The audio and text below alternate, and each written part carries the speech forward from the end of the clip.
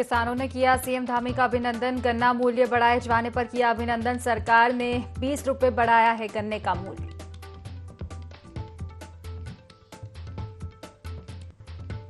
उत्तराखंड में जल्द खत्म होगा यूसीसी का इंतजार। 5 फरवरी को बुलाया गया विधानसभा का सत्र। 2 फरवरी को कमेटी सौंप सकती है अपना ड्राफ्ट।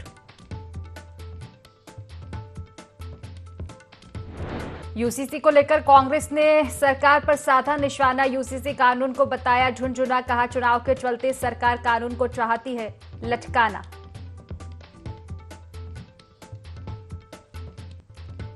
नमस्कार, IND 24 देख रहे हैं आप और मैं हूं आपके साथ खुशी व्यास। तो देखिए, देहरादून में स्टेट हैंडलूम एक्सपो का शुभारंभ हुआ है। कार्यक्रम में सीएम धामी भी शामिल है। चलिए सीधा रुक कर लेते हैं। मैम है जसमती गडियाल मैम, ये हमारे सबसे सीनियर वीवर है मिनिस्ट्री ऑफ टेक्सटाइल में इस समय पूरे इंडिया में। 36 साल का एक्सपीरियंस इधर से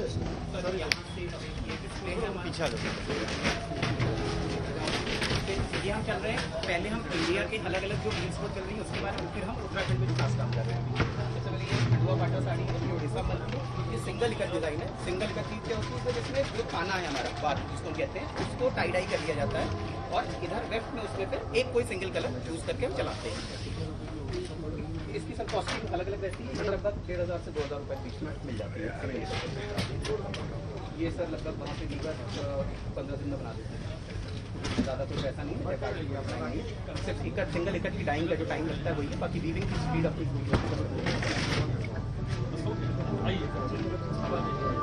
एक आदमी आ जाता है। चलिए चलिए बढ़ा देता है ना, आ जाता है।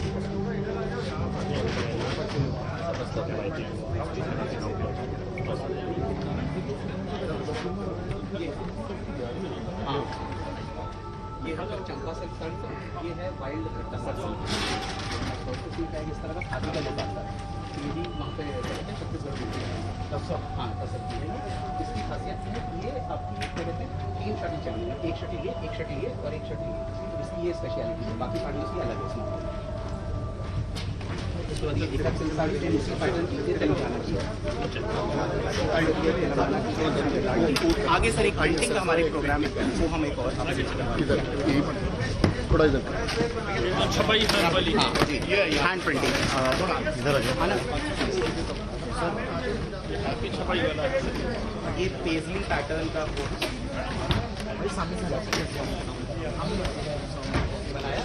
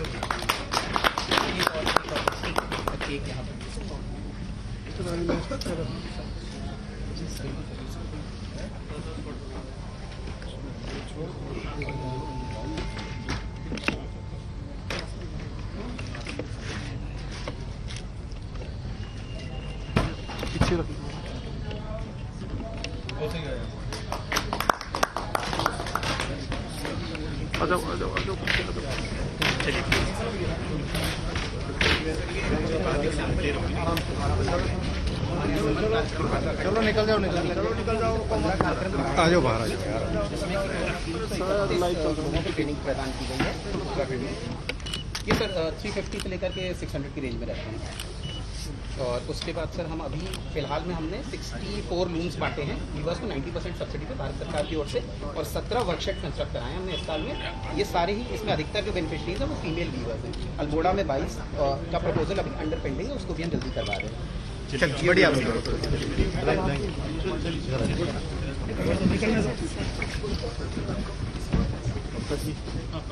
आप लोगों के पुराने। जी सर।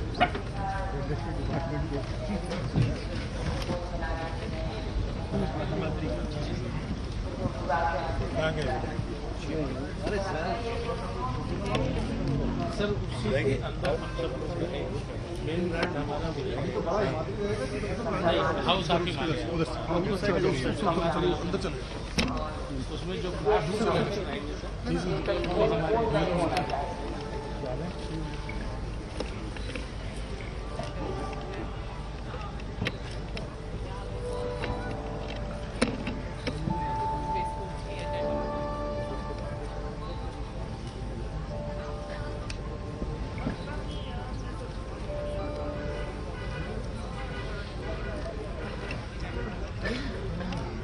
पहले हमारे बुजुर्ग लोग तिब्बत का ऊन लाते थे। तिब्बत का ऊन जैसा थोड़ा लंबा होता था, तो पानी के बारे में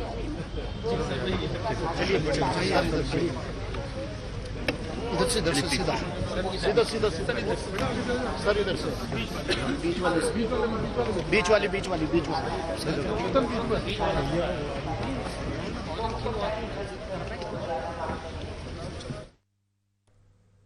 चलिए अब खबरों में आगे बढ़ेंगे, जहां प्रदेश में पहली बार महिलाओं को होमगार्ड विभाग में तैनात किया गया और महिला प्लाटून स्थापित किया गया। आपको बता दें कि महिला होमगार्ड को नियुक्ति मिलने के बाद महिला होमगार्ड जवानों ने लोहाघाट नगर की यातायात व्यवस्था को संभाल लिया है।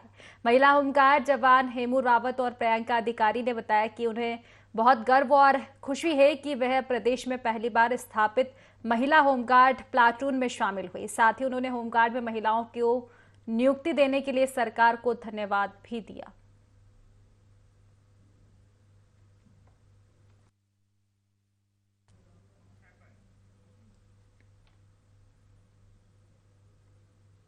सरकार ने टैक्सियों की फिटनेस को आरटीओ से हटाकर प्राइवेट सेक्टर को दे दिया है। इसके चलते टैक्सी संचालकों में सरकार के खिलाफ काफी आक्रोश देखा जा रहा है।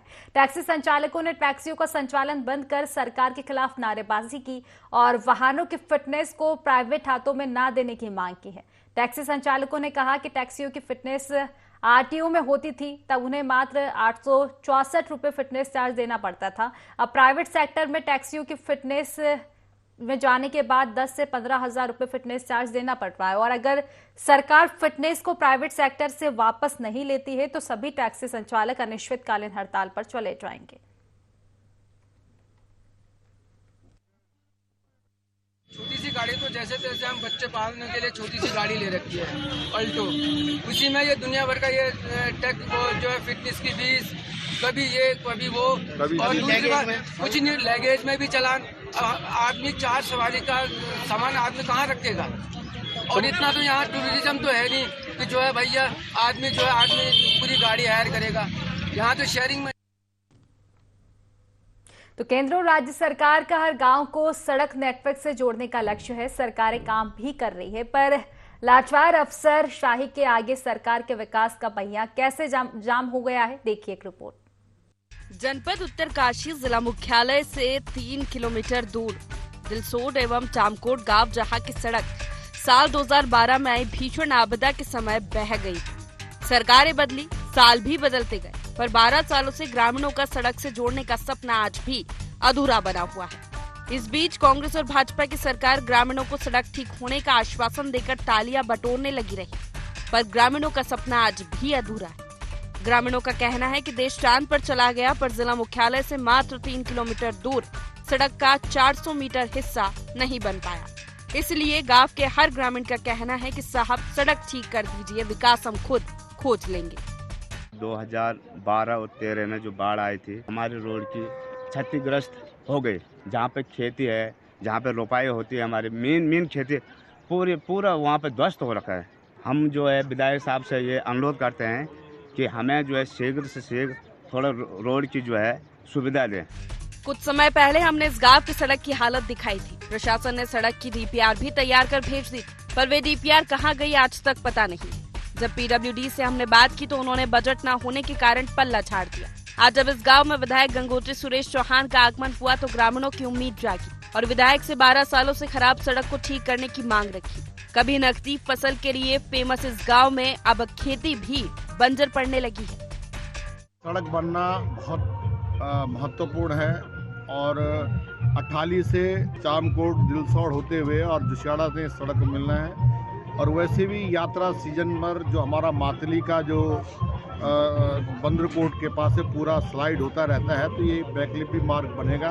मैंने माननीय मुख्यमंत्री जी को इसका जो है मांग पत्र दिया है। और ये सड़क जो है प्रधानमंत्री सड़क योजना फेज 3 के अंदर गई थी, लेकिन अब ये 2 ब्लॉकों के अंदर, डुंडा और भटवाड़ी के अंदर 2 ब्लॉकों के अंदर जो है गई, और उस कारण इस पर जो है भारत सरकार ने ऑब्जेक्शन लगाया। तो इसको पूरा स्वीकृत कराने का पूरा प्रयास किया गया। सड़क के अभाव में गांव से पलायन शुरू हो चुका है। बरसात के समय बच्चे स्कूल नहीं जा सकते और खेती से फसल को घर लाते समय कई लोग चोटिल हो चुके हैं, पर जिला मुख्यालय में बैठे अधिकारियों तक इनकी आवाज नहीं पहुंची। कहीं ये ना हो कि सड़क तो पहुंचेगी पर तब तक गांव खाली ना हो जाए। बहरहाल विधायक सुरेश चौहान ने जल्द ही मुख्यमंत्री से मिलकर इस गांव की सड़क को ठीक करने का वादा तो किया है, पर प्रशासन में बैठे नौकरशाह अब उनकी सुनते हैं। ये भविष्य की गर्त में छिपा है। 2012 में जब दैविक आपदा आई थी तो उस टाइम जो है यहाँ पर ये क्षतिग्रस्त हुआ था ये, और हमारी कनेक्टिविटी जो है ये जो है अठाली तक जाती थी, लेकिन 2012 से जो है अभी तक इस रोड में कार्य नहीं हुआ है। और इसमें मैंने कई बार माननीय विधायक जी को भी अवगत कराया है, और माननीय विधायक जी ने एक DPR तैयार PWD के माध्यम से कर रखी है, और उसकी कॉपी भी मैंने माननीय विधायक जी को वहाँ पर सौंप रखी। जनपद मुख्यालय उत्तरकाशी महज 3 किलोमीटर दूर ये गांव है चामकोट, जहां आज मैं पहुंचा हूं। और यहाँ पे 2012 में यहाँ पे आपदा आई थी, सड़क वो बह गई थी, जिसके कारण से जो है यहाँ के जो लोग हैं उनकी कनेक्टिविटी उत्तरकाशी से कट चुकी थी। 2012 के बाद जो है 12 साल बीत जाने के बाद जो है अब तक यहाँ पे जो है रोड नहीं बन पाई है, जिसके कारण से जो यहाँ के स्थानीय लोग हैं काफ़ी परेशान चल रहे हैं, और यहाँ से गाँव से पलायन भी होना शुरू हो गया, क्योंकि शिक्षा और सड़क मेन जो है हमारा बुनियादी मुद्दा है। यहाँ के लोगों को उम्मीद है कि विधायक साहब जो है इनकी सड़क बनवाएंगे। दीपक नोटेल, ID24 उत्तरकाशी। धर्मनगरी हरिद्वार के सबसे व्यस्त मोती बाजार के व्यापारियों ने नई पहल की शुरुआत की है। व्यापारियों ने आग से बचाव के लिए खुद के पैसों से अग्निशमन सिलेंडर लगाए हैं। बाजार की संकीर्ण गलियों में सिलेंडर लगाकर चाबी उन स्थलों को सौंपी है जो कि 24 घंटे खुले रहते हैं। हर की पौड़ी के नजदीक होने के कारण हरिद्वार के मोती बाजार में साल भर श्रद्धालु की भीड़ लगी रहती है। यहाँ कई बार हादसे भी हो चुके हैं, लेकिन बाजार की तंग गलियों से फायर ब्रिगेड की गाड़ी तय समय पर नहीं पहुंच पाई थी। हादसों से सबक लेते हुए व्यापारियों ने खुद से पैसे एकत्रित किए और 14 अग्निशमन सिलेंडर खरीदकर बाजार में लगा दिए गए हैं। व्यापारियों ने बताया कि आगे आने वाले समय में वो सिलेंडरों की संख्या भी बढ़ाएंगे।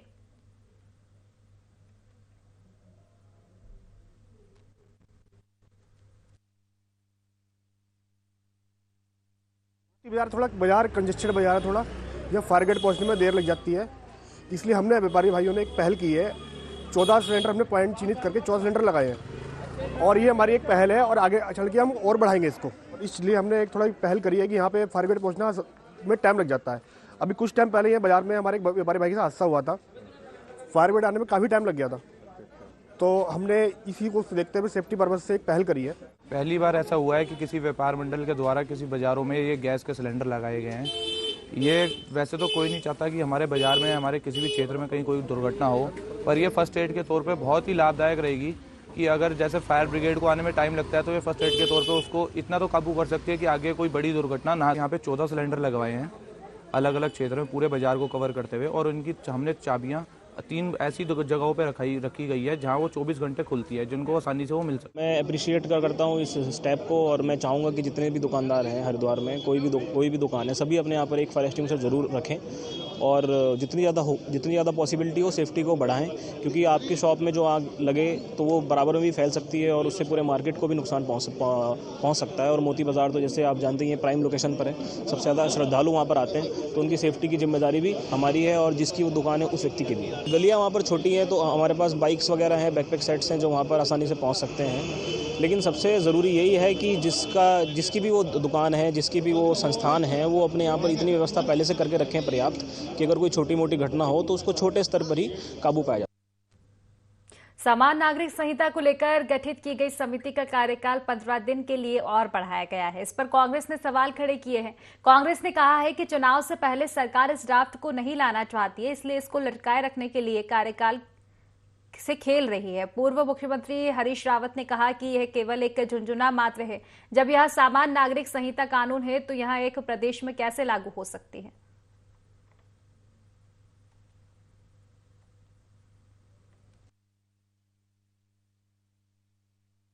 इंतजार कर रही है कि चुनाव से पहले यूसीसी न लाना पड़े, जबकि हकीकत ये है ये कॉमन सिविल कोड रही कहाँ गया जब उत्तराखंड का अलग बनेगा, कोई और अलग बनाएगा, कौन अलग बनाएगा। कॉमन सिविल कोड का मतलब है कि पूरे देश का नागरिक कानून।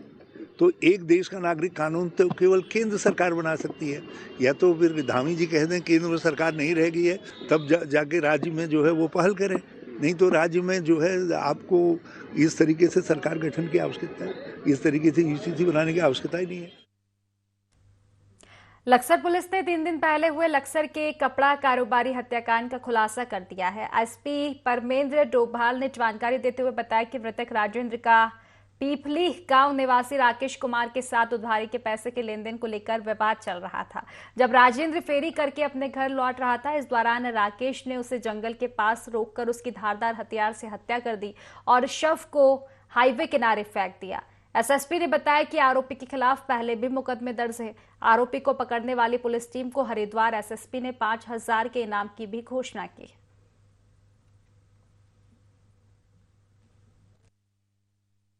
के द्वारा सूचना दी गई थी कि एक जनतगनी इंटर कॉलेज है, उसके पास में एक व्यक्ति मृत अवस्था में पड़ा है। प्रथम दृष्टया ये मामला एक्सीडेंट का लग रहा था, लेकिन जब मौके का मुआयना किया गया, फोरेंसिक टीम के द्वारा जब मौके पर पहुंच के देखा गया तो उसमें कुछ गंभीर चोटों के निशान थे, जिसे पुलिस ने संज्ञान में लेते हुए तत्काल इसके वेयरअबाउट्स जानने की कोशिश की, क्योंकि इसकी पहचान नहीं हो पा रही थी। लेकिन आसपास के जब लोगों से पता किया गया और सघन जांच की गई तो इस व्यक्ति की पहचान की गई, जिसका नाम राजेंद्र था।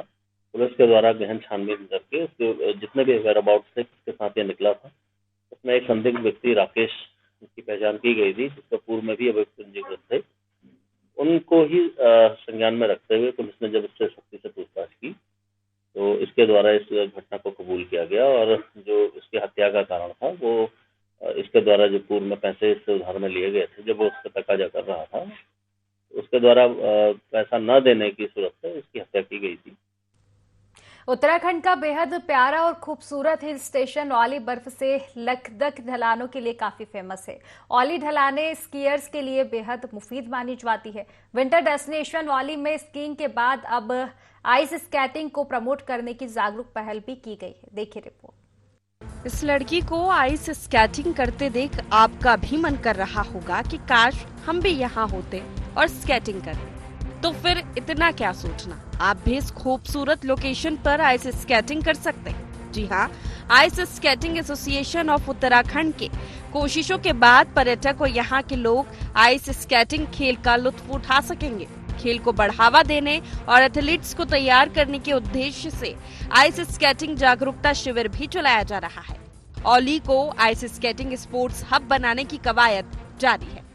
यहाँ पे आज अम्ब्रेला लेक आए, हमने आइस स्केटिंग की, देखी, सीखा, बहुत मज़ा आया।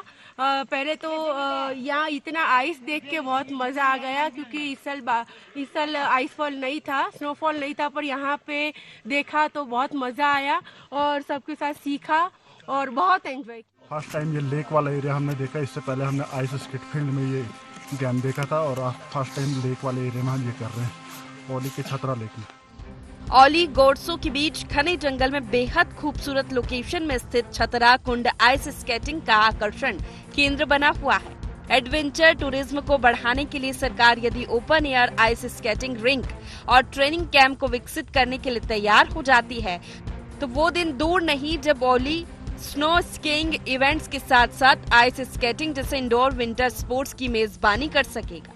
जो हमारा ऑलरेडी आइस स्केटिंग रिंक बना हुआ है, अगर सरकार उसकी तरफ फोकस करे तो हमको इतना दूर और इतना रिस्क उठाने की ज़रूरत नहीं पड़ेगी।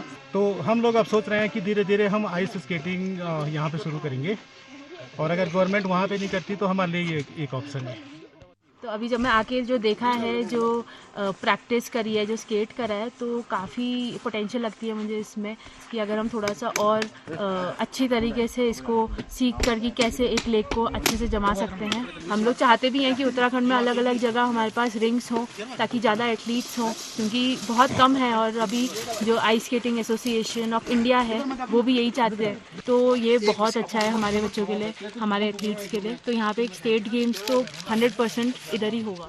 पिछली सरकार ने ओली को विश्व स्तर पर पहचान देने के लिए भरसक प्रयास करने का ऐलान किया था, लेकिन उसके बाद कोई सुध नहीं ली गई।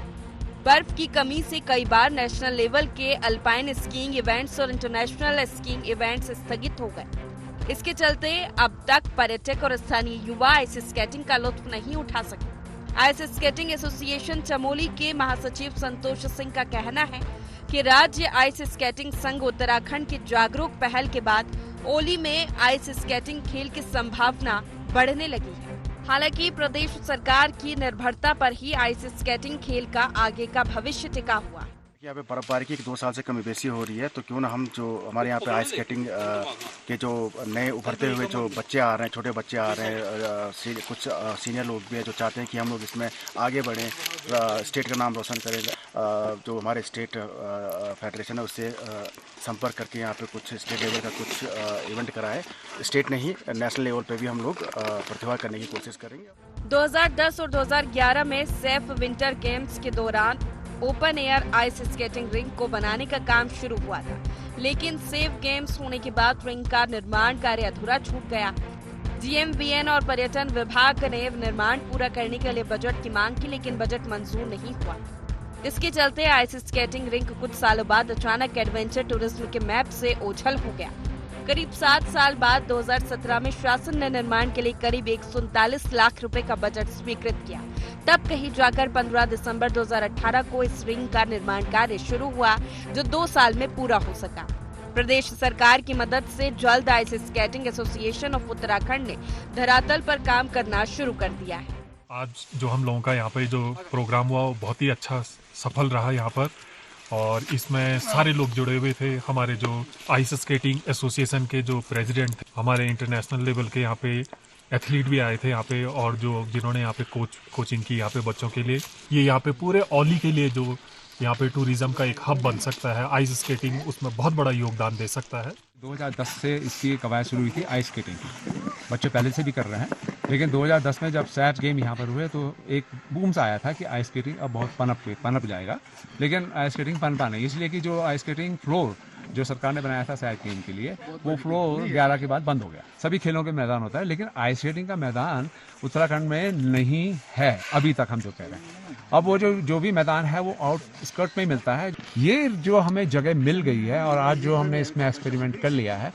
इससे ये तो तय हो गया है कि उत्तराखंड में एक हमें ऐसी जगह सुलभ हो गई है जहां बच्चों को सिखाया जा सकता है। Open air ice skating ring यदि पूरी तरह से तैयार हो जाए तो यहाँ नेशनल और इंटरनेशनल स्की इवेंट्स को बढ़ावा मिलेगा। खिलाड़ियों की प्रगति के साथ यहाँ के पर्यटन में काफी वृद्धि होगी और यहाँ के लोगों को अच्छा रोजगार मिलेगा और उनकी आर्थिक स्थिति में भी सुधार होगा। यदि सरकार और पर्यटन विभाग इस और कदम बढ़ाते हैं तो निश्चित ही एडवेंचर टूरिज्म क्षेत्र में ओली की दशा और दिशा बदल सकती है। ओली आइस स्केटिंग रिंग से संजय कुंवर की विशेष रिपोर्ट। तो फिलहाल की खास खबरों में बस इतना ही। आप बने रहिए IND24 के साथ। नमस्कार।